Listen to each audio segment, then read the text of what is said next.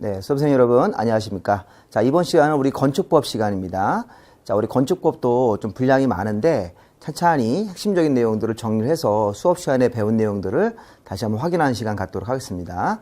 자, 우리 공법 공부가 이제 하면 할수록 어려울 겁니다. 처음에는 어려우신데 포기하지 않고 계속 반복을 해서 한 2번 정도는 이 기본적인 사항들을 반복을 해서 보셔야 되겠습니다. 그래야지 어느 정도 좀 느낌이 오고, 아, 이게 이런 용어구나. 일단 공법은 용어 파악을 하시는 게 되게 중요하기 때문에, 건축법도 제가 목이 좀 매네요. 이렇게 용어 위주로 해가지고 제가 한번 기본적인 사항들을 보도록 하겠습니다. 자, 우리 뭐 항상 하던 패턴대로 가겠습니다. 자, 일단 건축법의 학습 절차가 있는데요. 자, 건축법에서는 기본적으로 건축물을 건축을 하겠죠. 우리 건축이라는 행위는 이따 또 보실 건데, 신축, 증축, 개축, 재축, 이전입니다. 그래서 이제 그 행위가 이 건축이라는 행위 안에 모두 다 들어가서 이 건축이라는 용어 안에는 5가지 행위가 들어가죠. 5가지. 근데 문제는 뭐냐면 이런 건축법상 건축물이 뭐냐, 건축이라는 행위는 뭐냐 이런 식의 각종 용어들이 있습니다. 그래서 용어 정리를 첫 번째 잘 보셔야 되고 심지어 용어 정리가 많이 나올 때는 3문제까지 나왔어요. 7문제 중에서. 보통 통상적으로 2문제는 꼭 나오기 때문에 이 용어 정리 부분을 건축법에서 잘 공부를 좀 해놓으셔야 되겠습니다. 자, 그 다음에 보시면 건축 허가라는 부분이 있는데요. 자, 우리 건축법에서는 건축물을 건축하거나 대선할 때는 관청에 가서 받아야 되는 행정 절차가 건축 허가라는 게 있습니다. 자, 우리 항상 공법을 공부할 때는 무슨 뭐 허가라든가 인가라는 게 많이 나오죠. 공법상의 어떤 행위, 어떤 개발 행위를 하려면 또는 건축물을 건축을 하려면 관청에 가서 필요한 서류를 준비해 가지고 일종의 허락을 받으셔야 되는 행정 절차가 필요한 겁니다. 자, 그게 바로 건축 허가니까 이 건축 허가는 이런 건물을 줘도 됩니까? 이렇게 관청 가서 문의를 하는 거죠. 자, 갈 때는 당연히 설계도 같은 도면 같은 것들을 법정된 요구 서류를 가져가셔야 되는 겁니다. 자, 물론 이따가 건축 허가 이외에 건축 신고, 건축 협의라는 것도 배우실 거예요. 소규모 건물들은 건축 신고, 또 국가나 지방자치단체가 지을 때는 건축 협의, 이런 용어들을 자, 파악하시는 게 되게 중요합니다. 그래서 기본 용어 정리하시고 건축 허가라는 행정 절차를 공부를 꼭 해놓으셔야 됩니다. 시험 문제에서 3문제가 꼭 나올 겁니다. 그리고 자, 이 파트 세 번째 파트는 건축 허가를 받을 때 이제 대지, 도로, 건축선이라는 게 건축 허가를 받기 위한 세부 요건을 행정관청이 이제 체크를 하는 것입니다. 자, 우리 대지는 안전해야 되고, 도로는 도로 폭이 기본적으로 4m 이상 나와야 되고, 대지 앞에 있는 도로가. 그 다음에 대지와 도로는 경계선이 있는데, 그걸 우리 건축선이라고 합니다. 넘어가면 안 되는 선. 이런 부분들을 잘 보셔서 우리가 이 대지와 도로와 건축선에서 어떤 하자가 생기면, 건축법이 요구하고 있는 조건을 못 맞추면, 하자가 있으면 건축 허가가 안 나옵니다. 자, 이런 대지, 도로, 건축선을 배우는 이유는, 이런 것들을 배우는 이유는 이 건축 허가를 받기 위한 요건을 따지고 있는 겁니다. 자, 처음에 건축법 공부할 때, 아, 이게 대지가 어떤 문제가 있으면 건축 허가가 안 나오는구나. 자, 이런 식으로. 도로도 도로 폭이 4m 이상 나와야 되는데 4m 이상이 안 되고 미달이 되면 건축 허가를 받는데 여러 가지 새로운 어떤 규정을 변경을 해서 건축 허가를 받아야 된다. 이런 식으로 정의를 하실 겁니다. 자, 그리고 이제 구조, 재료, 설비라는 파트도 건축물은 튼튼한 구조를 갖춰야 되고, 건물은 이 법이 정하는 재료를 써야 되고, 건축물 안에 설비, 뭐 승강기 설비, 전기 설비, 가스 설비 이런 것들을 안전하게 설치해야 되니까 그런 관련 규정들 몇 가지 중요한 사항들만 좀 보시고, 자, 그 다음에 나머지 부분은 이제 한번 같이 보시면 건축법에서는 면적을 따지는 방법이 4가지가 있어요. 다 용어입니다.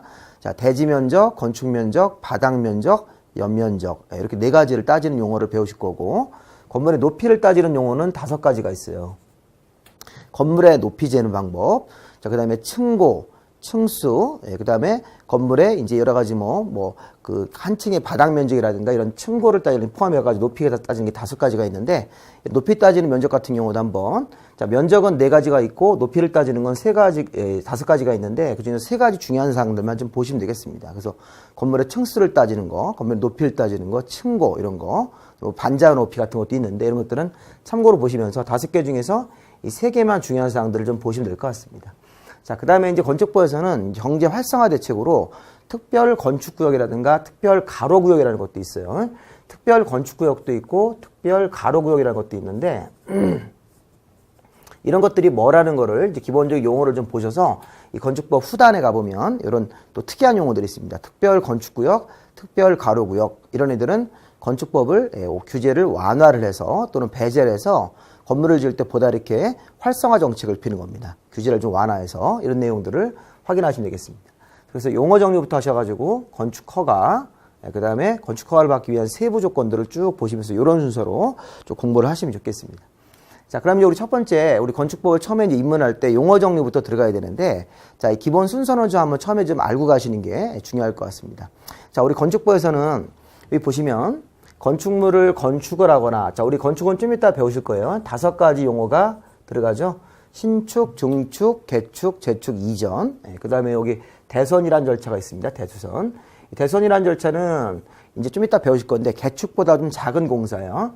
개축보다 좀 작은 공사로 대수선이라는 게 있고, 이 대선보다 조금 더 작은 공사는 우리가 일반수선이라고 합니다. 일반수선. 나중에 이제 우리가 이제 공부를 하실 때 지금 해당되는 공사가 대선 공사인지 아니면 일반수선 공사인지, 자, 이런 부분들을 정리를 잘 하셔야 됩니다. 나중에 이제 문제 풀 때 보실 건데, 자, 중요한 거는, 자, 이 개축이라는 공사는 건축 안에 들어가 있죠. 개축은 신축, 중축, 개축, 재축, 이전이 건축이니까, 요 개축이라는 공사는 건축이고, 이 개축보다 공사 범위가 좀 더 작은 게 대선이 되는 거예요. 그리고 대선보다 더 작은 공사는 일반수선. 근데 잘 보세요. 일반수선이라고 한다면 이 건축 허가를 받는 게 아니라는 거예요. 자, 여기 보시면 건축 허가의 대상은 건축을 하거나 대선 공사를 할 때, 자, 이런 건축 허가를 받고 착공 신고하고 공사를 착수하게 돼 있는 것입니다. 자, 우리는 여기서 건축이나 대선 공사만 건축 허가를 받는다는 사실을 여러분들 확인하시라는 거예요. 그리고 건축 허가를 받으면 이런 절차에 따라서 착공하고 완공되면 사용 승인이라는 걸 받는, 자, 이런 기초 용어들을 좀 먼저 알고 가시는 게 중요하겠습니다. 자, 건축법의 핵심은 이 건축 허가고 맨 밑에 이 사용 승인이라는 절차 있죠. 이게 가장 핵심입니다. 자, 건축물을 건축하거나 대선할 때는, 자, 일반선은 아닙니다. 자, 일반선은 이런 건축허가를 받을 필요가 없는 거예요. 건축하거나 대선 공사 같은 거 할 때는 사전에 이 건축허가를 받고 착공신고라는 거 꼭 하셔야 됩니다. 공사계획서라는 걸 제출하고 별도의 서류를 준비해서, 보통 우리가 건축허가 받을 때 한 12종류의 서류가 들어갑니다. 이 법적 서류. 주로 이제 도면입니다. 도면. 무슨 뭐 인면도, 배치도, 평면도 같은 각종 도면하고 공사 관련 서류가 12종류가 들어가는데, 뭐 이걸 외우실 필요는 없습니다. 우리 중개사시험에서는 나오는 건 아닌데, 자, 이런 서류 이외에 착공신고할 때 기타 서류가 또 들어가셔야 됩니다. 네, 그래서 이 건축허가 받을 때 내는 서류하고 착공신고할 때 내는 공사계획 신고서라는 서류는 별도로 또 따로따로 제출하기 때문에, 건축허가를 받았으면 착공신고라는 걸 하고 공사를 착수해야 되는데, 착공신고 안 하고 착수하면 이것도 위법이 되는 겁니다. 자, 그리고 자, 그 건축 허가 받은 날로부터 2년 안에 공사를 착수해야 된다. 자, 이게 허가를 받은 날로부터 요렇게 계산해 가지고 요 2년을 얘기하는 거죠. 2년. 만약에 2년 내 공사 착수를 아니하면 이 건축 허가를 취소하여야 한다. 이렇게 배우실 거예요. 좀 이따가. 건축 허가를 받고 나서 정당한 사유 없이 2년 안에 공사를 착수를 안 하면 건축 허가를 취소하여야 한다. 이런 규정이 있기 때문에 의무적 취소라고 합니다. 자, 우리가 기본적으로 허가받으면 2년 안에 공사를 착수해야 됩니다. 원칙입니다. 자, 물론 기간을 연장할 수는 있습니다. 정당한 사유가 있으면. 자, 완공이 됐어요. 건물 공사 착수하고 나서 완공되면 사용 승인이라는 걸 받는 거죠. 사용 승인. 네, 그리고 건축물 대장에다가 등재를 하게 돼 있습니다. 자, 건축 허가 받은 건물이든 건축 신고한 건물이든 간에 나중에 이제 건축물 대장에 등재한다. 자, 그런 다음에 이제 우리가 이런 기본 순서를 잡아 놓으시고, 사실은 이따 가보시면 이 건축 허가라는 거 대신 건축허가 대신 건축신고라는 제도가 있는데, 자, 우리 건축허가는 참고로 건축법의 11조라고 합니다. 11조. 근데 건축법 11조 말고 건축법에는 14조라는 게 있어가지고 건축신고라는 제도가 있습니다.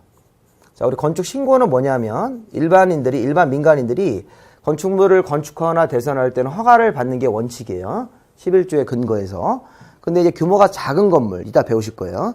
소규모 건물의 건축이라든가 소규모 건축물의 대선, 자, 소규모로 건축을 하거나 대선할 때는 이 건축 허가 대신 14조 건축 신고로 대체가 되는 거예요, 요게.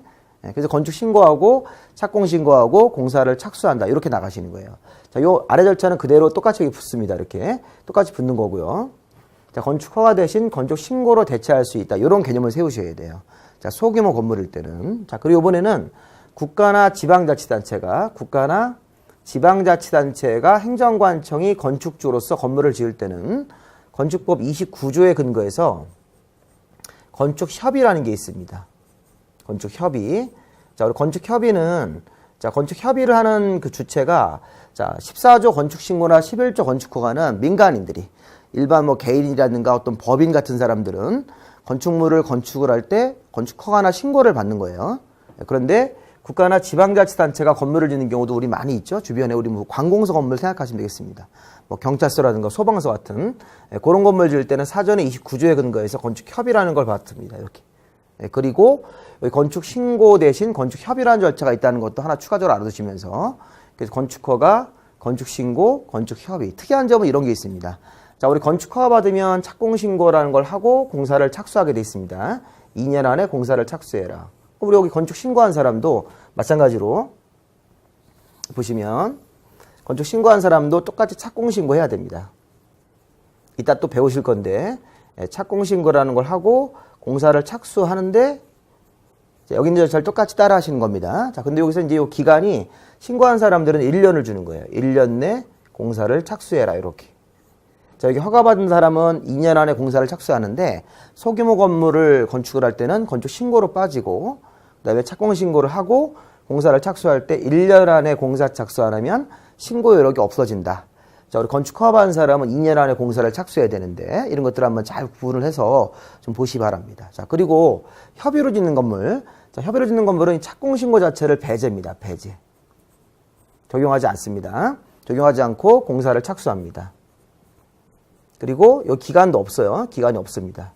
그러니까 건축 협의한 건물들은 이제 국가나 지방자치단체가 건물을 일종의 이제 관공서 건물을 건축하는 거예요. 그럴 때는 이 건축 허가나 신고 대상이라고 하더라도 사전에 협의만 하면 국가나 지방자치단체 기관장들이 건축 허가권자랑 협의하면 그러면 이제 건축 허가나 신고 같은 것들을 다 한 것으로 간주하기 때문에 이런 협의란 제도가 있고 착공 신고도 안 하고 그냥 공사를 착수할 수 있습니다. 기간도 없습니다. 여기 1년 안에 공사 착수해라. 2년 안에 공사를 착수해라. 이 절차를 여러분들이 좀 먼저 좀 알아두시는 게 건축법을 공부하시는데 가장 기본 순서를 잡는 방법입니다. 자, 요거 확인을 좀 해놓으시고요. 자, 다음에 우리 이제 용어 정리로 들어가 보겠습니다. 자, 요건 미리 한번 예습을 한 거예요. 이런 식으로 건물을 짓는다는 순서를. 자, 그러고 나서 우리 용어 정리를 한번 좀 보시겠습니다. 자, 건축법에서는 여러 가지 용어들이 있는데 크게 세 가지 용어가 있어요. 적용 대상물이다. 자, 건축법에 적용할 대상이 되는 물건이 있다. 대표적으로 건축물이라는 것이 건축물을 건축을 할 때, 자, 우리 건축물하고 공작물이라는 개념을 좀 아셔야 돼요. 건축물, 공작물, 그 다음에 건축물을 짓는 땅, 대지, 이런 세 가지 정도 용어를 좀 아시면 되겠습니다. 건축물, 대지, 공작물. 자, 일단 건축물부터 한번 좀 생각해 볼까요? 자, 건축물은, 자, 건축물이라는 게 그 다음 어느 하나에 해당되면 건축물에 해당이 된다. 건축법에 이렇게 써 있는데, 그 다음 어느 하나가 이렇게 세 가지가 있으니까 세 가지 중에 어느 하나만 맞으면 건축법상 건축물로 인정이 된다는 것입니다. 자, 그럼 이렇게 보니까, 자, 토지 위에 정착하고 있는 공작물 중에서, 토지 위에 정착하고 있는 물건 중에서 지붕과 기둥 또는 벽이 있으면 건축물이 되는 겁니다. 자, 이 말의 의미는, 자, 토지 위에 정착하는 공작물 중에서 자, 지붕이 있고, 그 다음에 기둥이 있고, 벽이 있고, 이렇게 세 가지 구조가 모두 있으면 당연히 건축법에 적용을 받는 건축물이 되는 거예요. 자, 그런데 여기 보니까 또는이란 말 때문에 지붕하고 기둥, 이렇게만 있어도 건축물이 될 수 있고, 또 지붕하고 이렇게 벽만 있어도 건축물이 된다는 거예요. 자, 중요한 거는 다시 한번 잘 보시면요. 여기 보면 지붕하고 기둥, 이렇게만 있거나 아니면 지붕하고 벽만 있는 구조물도 건축법상 건축물로 인정이 된다는 사실. 자, 요거를 잘 보셨다가, 그래서 우리가 이제 기본적으로 지붕, 기둥, 벽 세 가지가 모두 있으면 당연히 건축물. 경우에 따라서는 지붕하고 기둥만 있거나 아니면 지붕하고 벽만 있어도 건축물로 인정이 됩니다. 자, 게다가, 자, 지붕과 기둥 또는 벽에 딸린 시설물. 자, 이게 바로 뭐냐면 대문이나 담장 같은 것들입니다. 자, 우리 대문이나 담장인데 특히 담장은 2m 이하라고 우리가, 자, 미터, 담장의 높이도 한번 생각해 보셔야 돼요. 자, 대문이나 담장 같은 것들도 건축법상 건축물로 인정이 된다. 자, 담장 높이는 2m 이하라고 한번 가정을 하시고요. 그리고 이제 단독주택 같은 걸 지으실 때 단독주택 본건물을 2층으로 짓고 이제 마당을 만들고 대문이나 담장을 쌓습니다. 특히 담장 높이는 2m 이하면 걔네들까지 모두 묶어서 건축물로 인정이 되는 겁니다. 이 담장 높이가 2m가 초과되면 그때는 공작물로 가는 거예요. 건축법 분류를 할 때 그런 부분들을 구별해서 보셔야 되고요. 자, 세 번째 건축물도 있죠. 지하나 고가에 설치되는 사무소나 공연장이나 점포, 창고 이런 것들도 여기 창고도 들어갑니다. 자, 지하나 고가에 설치되는 사무소, 공연장, 점포, 창고 이런 것들도 건축법상 건축물이다. 처음에 공부하실 때 건축물은 건축법에 세 가지가 구성되어 있으니까 요 세 가지 중에서 아무거나 하나만 걸리면 건축법상 건축물로 인정이 되는 것입니다. 자, 그 다음에 이제 건축물에는 건축법의 용도. 자, 우리 건축물의 용도가 건축물의 종류입니다. 종류. 자, 우리 요거 좀 내용이 많지만 잘 좀 보셔야 되겠습니다. 차분하게 잘 보셔야 됩니다. 건축물의 용도는 29종류가 있습니다. 1번 단독주택, 2번 공동주택, 3번 1종 근린생활시설, 4번 2종 근린생활시설 이렇게 해서 맨 끝에 29번에 야영장 시설까지가 들어가 있는 거예요. 그래서 우리 건축물의 용도를 보실 때 여기 제가 이제 몇 가지 이제 쭉 중요한 거 파란색으로 쓴 것들을 좀 잘 보셔야 됩니다. 특히 이 단독, 공동, 1종 근생, 2종 근생 요 안에 이제 어떤 것들이 들어있는지를 좀 주의 깊게 보시라고 제가 좀 색깔을 좀 달리해서 만들어 왔습니다. 자, 이렇게 해서 우리가 건축물의 용도는 29번에 야영장까지가 있어요. 이렇게 있으니까 이런 분들 내가 설명을 좀 드릴 테니까 천천히 드릴 테니까 한번 잘 보시고. 자, 근데 하나 주의할 점이 있습니다. 우리가 건축물의 용도는 29종류지만 토지, 공법을 공부할 때, 공법의 규제를 공부할 때 토지는 우리가 용도 지역이라고 구분했죠. 자, 건축물은 29종류의 용도라는 말을 써서 건축물은 용도입니다. 토지는 용도 지역이에요. 자, 우리 한 종류죠. 자, 어떤 법에 근거해서 우리 국토법.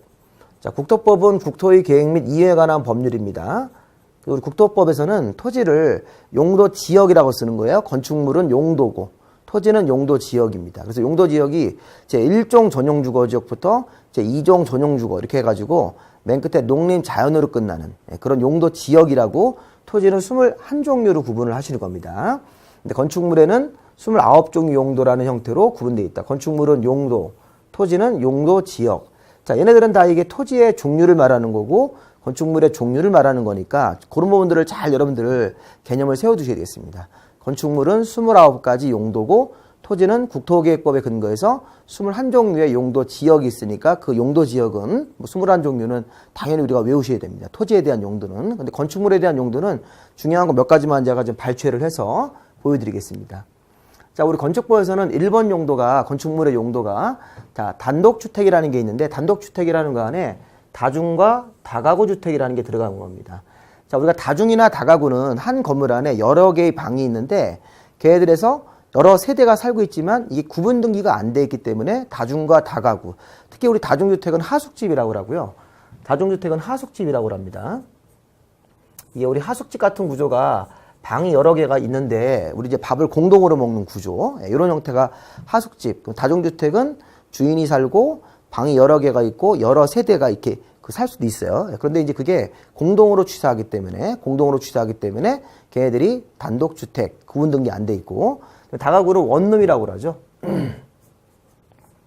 이 다가구 주택 같은 경우는 원룸이라는 말 쓰면서 다가구 원룸은 개별 취사를 하지만 구분 등기가 안 돼 있기 때문에 다중이든 다가구든 그 안에 여러 세대가 거주할 수 있는 방이 있습니다. 방이 있지만 걔네들이 구분 등기가 안 돼 있기 때문에 다 단독주택으로 분류를 하시는 겁니다.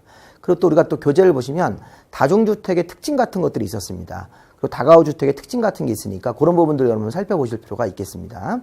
여러분 다중주택은요.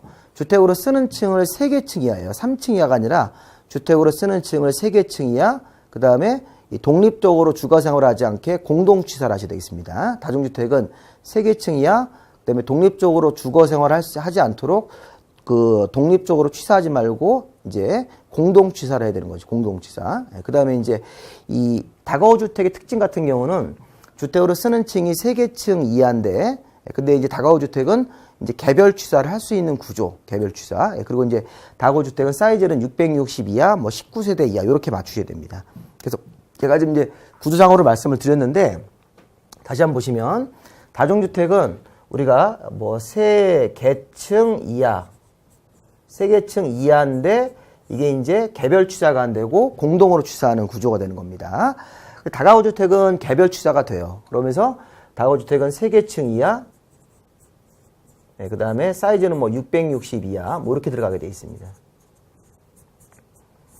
다중주택 같은 경우는 330 이하로 되어 있죠, 우리 법에. 330 요거 이하로 짓고 3개층 이하. 다가구 주택은 3계층이면서 660 이하, 뭐 19세대 이하 이렇게 되어 있는데 다중과 다가구의 차이는 취사라요. 취사가 어떤 겁니까? 개별 취사하면 다가구 원룸, 공동 취사하면 다중주택 하숙집이 되는 거니까 그런 특징들을 한번 좀 보시기 바랍니다. 자, 그 다음에 이제 단독 주택에 들어가 있는 다중 다가구는 구분 등기가 안 돼 있기 때문에 단독인데 여기 지금 공동주택 아파트, 뭐 연립이라든가 이런 다세대 기숙사 이런 것들은 특히 기숙사는 뭐 예외지만 이 앞에 있는 세 가지는 이제 공동주택으로서 구분 등기가 되어 있는 것들입니다. 자, 우리 아파트는 많이 공부했죠? 5개 층 이상, 주택으로 쓰는 층이 5개 이상이면 면적은 따지지 않고 아파트.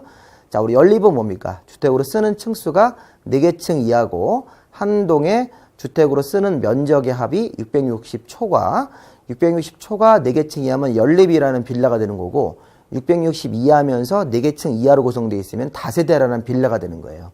그리고 실무 가면 연립이나 다세를 둘 다 우리가 빌라라고 하는데 자, 아파트는 무조건 주택으로 쓰는 층수가 5개 층 이상이 되셔야 됩니다. 그리고 이제 그 구분 세대가 구분 등기가 돼 있어야 됩니다. 자, 연립주택은 4개 층 이하로 짓고 660초가 다세대는 4개 층 이하로 지면서 660 이하 이렇게 지면서 구분 등기가 되어 있으면 이게들은 연립과 다세대가 되는 것이죠. 자, 이것도 우리 많이 연습을 좀 하셔야 되겠습니다. 아파트가 뭔지, 연립이 뭔지를 교재를 좀 보시면서 참고로 좀 보시고. 자, 그 다음에 이제 우리가 1종 근생과 2종 근린생활사. 우리 근생이라는 게 소위 말하는 자영업 같은 거 운영하실 때 우리가 일상적으로 이용하는 서비스 업종들입니다, 이게. 서비스업인데 1종으로 분류가 되면 주거생활 같은 거 일상생활 할 때 반드시 필요한 것들로 보시면 되겠고 2종 근생 같은 서비스 업종들은 주거생활 하는데 있으면 도움이 되는 것들이에요. 예를 들어서 여기 보시면 공연장이라는 게 영화장 같은 영화관 같은 건데 공연장, 영화관 같은 것들이 500제곱미터 미만이면 주거생활 하는데 반드시 필요하지 않는 2종으로 가는 거예요. 자, 우리 종교집회장, 교회나 성당, 사찰도 500제곱미터 미만이면 주거생활 하는데 반드시 있을 건 아니라는 겁니다. 뭐 종교활동 하신 분들한테만 있으면 도움이 되는 거. 이렇게. 근데 우리가 이제 이 소매점 같은 것들 같은 게 뭐냐면 소매점이라는 게 우리가 편의점 같은 거, 편의점, 옷가게, 약국 이런 걸 말하는 거예요. 이런 소매점 우리가 일상생활을 영위할 때 약국은 꼭 가야 된다. 필수적으로 있어야 되는 것들로 우리가 봐야 되겠죠. 자, 휴게음식점은 술을 안 팔고 음식만 파는 곳. 자, 음식이라든가 무슨 뭐 차 종류, 커피라든가 차 이런 걸 파는 게 휴게음식점. 자, 휴게음식점은 주류를 파시면 안 돼요. 자, 1종 근생은 일상용품을 파는 소매점 1000 미만. 자, 음식만 파는 휴게음식점 300 미만. 자, 그 다음에 이 미용, 목욕, 세탁소는 우리가 주거생활 하는데 꼭 필요한 것들인데 얘네들은 면적이 없어요. 이 미용, 목욕, 세탁소는 면적 없이. 자, 그 다음에 의원이나 치과의원도 우리가 일상생활에서 반드시 필요한 것으로 보시는 겁니다. 우리가 이제 간단하게 이제 진료받을 때 의원 같은 데 많이 가시고 간단한 치과 치료 같은 거 받으러 가지 않습니까? 참고로 우리가 병원급으로 가시면요. 병원은 요 다음에 우리가 이쪽에 우리 그 병원 같은 경우는 여기 9번에 의료시설 있죠? 예, 의료시설에 있으니까 의원은 1종 근생 면적 없이 병원은 면적 없이 9번으로 가시는 겁니다. 의료시설 쪽으로 가셔서 분류를 좀 할 줄 아셔야 되겠습니다. 자, 그리고 다시 이 탁구장이나 체육도장. 자, 우리 애들 태권도 배우는 체육도장도 500제곱미터 미만. 자, 공부를 하실 때 제가 이렇게 사이즈를 넣어드리면 사이즈까지 넣어서 좀 보세요. 휴게음식점 300 미만. 이게 300 이상이 되면 2종 근생으로 가서 휴게음식점으로 가게 돼 있습니다. 여기 사이즈가 크면요. 자, 2종 근생으로 가면 아무래도 2종 근생으로 분류되는 서비스 업종은 주거생활 하는 데 있으면 도움이 되는 것들. 자, 아무래도 2종 근생이 조금 더 규제를 더 많이 받습니다. 자, 휴게음식점 300 미만이면 1종 근생, 300 이상이면 2종 근생. 예, 반면에 우리가 이제 이 미용, 머리 깎고, 목욕하고, 세탁소 이런 것들은 의원, 치과의원은 면적 없이 다 1종 근생. 자, 체육도장도 500 미만일 때는 1종 근생. 그다음에 지역자치센터나 파출소 이런 데도 1000제곱미터 미만이면 1종 근생. 자, 여기서 부동산 중개사무소가 30제곱미터 미만이면 1종 근생으로 들어갑니다. 자, 우리 부동산 중개사무소가 30제곱미터 면적 미만으로 이제 내면 1종 근생으로 분류하고 이거보다 사이즈가 크면 2종 근생으로 간다는 사실도 미리 좀 봐야 되겠네요. 자, 2종 근생 한번 볼까요? 자, 1종 근생은 주거생활 하는데 필수적으로 필요한 것들입니다. 소매점, 휴게음식점 300 미만 이런 것들. 이 미용, 목욕, 세탁소는 꼭 있어야 되겠죠. 의원, 치과의원. 그다음에 애들 이제 체력 단련을 위해서 체육도장 같은 것들. 지역자치센터, 파출소 이런 것들이 1000제곱미터 미만 부동산 중개사무소 30 미만이면 주거 생활하는데 반드시 있어야 되는 필수로 보시는 겁니다. 자, 이종근생 같은 거 보시면요. 자, 우리 공연장으로 극장 같은 거 영화관 500 미만, 종교집회장, 교회나 성당 사찰 500 미만, 그 다음에 휴게음식점은 300 이상이면 이종근생. 자, 일반 음식점. 자, 우리 일반 음식점은 술과 음식을 같이 파는 곳이기 때문에 면적을 안 따지고 다 이종근생으로 가시는 거예요. 자, 일반 음식점은 음식과 주류를 같이 판다. 무조건 이종근생이다. 자, 장의사, 동물병원, 독서실, 테니스장 같은 것들. 자, 우리 장의사, 동물병원은 면적 없이 이종근생이고요. 자, 독서실 같은 것들도 면적 없이 이종근생. 끊어서 읽으셔야 되겠습니다. 중간에 쉼표가 있으니까. 테니스장, 체력鍛炼장은 500 미만. 아까 우리 체육도장은 태권도장 500 미만의 밀종근생인데 여기 체력鍛炼장이나 테니스장, 무슨 뭐 골프 연습장 이런 기타 운동시설들은 500 미만이면 이종근생으로 갑니다. 자, 부동산 중개사무소가 500 미만이라고 되어 있으니까 아까 여기 30 미만이면 1종이기 때문에 당연히 이제 30 이상으로 올라가면서 500 미만으로 들어가면 이종근생으로 가는 거겠죠. 자, 우리 다중생활시설 꼭 좀 아시겠습니다. 고시원입니다. 이 다중생활시설 고시원이 500제곱미터 미만이면 이종근생이고, 그 다음에 이게 사이즈가 500제곱미터 이상으로 올라가면 이게 숙박시설. 자, 우리 호텔이나 여관 같은 이런 숙박으로 가는 거니까 이 고시원 같은 경우는 두 가지로 분류가 되고, 이 다중생활시설 고시원은 우리가 이제 다음에 공부하시는 주택법에 또 이어져서 나오는 용어이기 때문에 이 다중생활시설 고시원이라고 해석하시고 사이즈에 따라서 500 미만이면 이종근생, 500 이상이면 숙박시설, 요거 좀 분류를 좀 잘 해놓으시기 바랍니다. 나머지 내용들 참고로 이렇게 보시면 되겠습니다. 이렇게 잘라서. 자, 단란주점 150 미만 이종근생, 안마실소, 노래연습장은 면적 없이 이종근생으로 분류하는 겁니다. 자, 1종근생, 2종근생은 자주 보셔서 분류를 하시면 되는 거지, 뭐, 이렇게 억지로 암기는 되게 어렵습니다. 이렇게 분류 좀 하시고. 자, 그 다음에 아까 우리 문화미 집회라는 게 큰 공연장인데, 아까 우리 500 미만이면 이종근생, 500 이상이면 이 문화미 집회라든가 이런 것들이 500 이상이면 공연장, 예식장 같은 것들도 우리가 이제 문화미 집회, 종교시설이 또 하나 더 있죠. 종교시설. 아까 종교집회장이 500 미만이면 이종근생이고 500 이상이면 이 종교시설이 이쪽으로 가야 되겠죠. 6번으로 가야겠습니다. 종교집회장이 500 미만이면 이종, 500 이상이면 이쪽에 종교시설로 가셔야 되겠습니다. 나머지 우리 도매나 소매 같은 시장이 판매시설, 운수가 터미널 같은 거 운수 있고 9번에 의료, 10번에 교육용기설, 학교 같은 것들이 있으니까 나머지 내용들은 참고로 보시고, 자, 뒤쪽에 오시면요, 뭐가 있냐면 15번 숙박, 16번의 위락을 좀 보시고 나서 요 마지막 걸 잘 보셔야 되겠습니다. 자, 우리 묘지 관련 시설이 사람이 죽으면 이제 최종적으로 이제 가는 곳이 화장설, 묘지 이런 거 있고 동물 화장설 이런 것들이 묘지 관련 시설이고, 자, 장례식장은 28번에 장례시설입니다. 주의하실 점은요, 요 장례식장을 우리가 26번에 묘지 관련 시설 이러시면 안 되겠습니다. 자, 묘지 관련 시설은 장례식을 치르고 마지막으로 가야 되는 곳이니까 그 부분을 26번하고 28번을 잘 좀 구별을 좀 하시기 바랍니다. 작년도부터 이 동물 화장시설하고 동물 전용 장례식장이 새로 생겼습니다. 요즘에 이제 애완견을 많이 기르시다 보니까 이런 것들이 새로 이제 용어로 추가됐습니다. 자, 27번에 관광휴게시설, 야외음악당, 야외극장, 휴게소. 자, 우리 고속도로나 국도 휴게소가 27번의 관광 휴게시설이니까 이 정도 내용들 한번 읽어보시기 바랍니다. 자, 건축법은 좀 설명할 부분이 많아서 좀 길어지는데 좀 다소 좀 빨리 진행을 했는데 한번 읽어보시고 다시 한번 눈으로 이렇게 해서 한번 귀로 한번 들으시면서 확인하시기 바랍니다. 자, 우리 잠깐 쉬었다가 이제 또 다음 강의를 또 진행하겠습니다. 고맙습니다.